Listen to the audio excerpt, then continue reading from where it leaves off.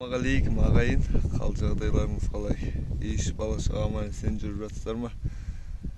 Мынау келесі түсірілім бірінші сериясы алдыңғы бөлімде.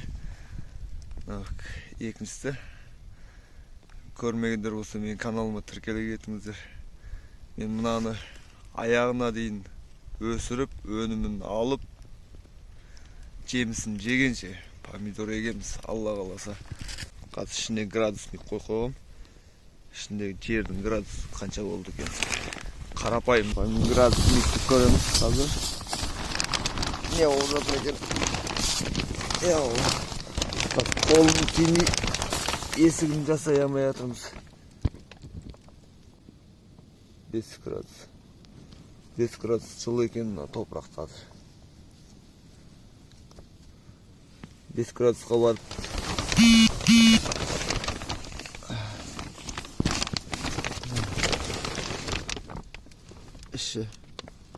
ішкі келбеті.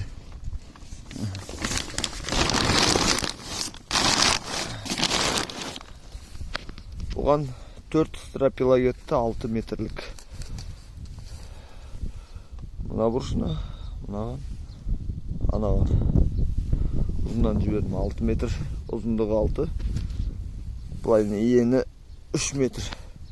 6 метрлік рейктің ортасынан кестімді. Екі жақ шетіне қоя салдым. Ертең дән егеміз. Топырақты көрдіңіздер. Түнде Алла қаласа мынаның ішіне шам орнатамын.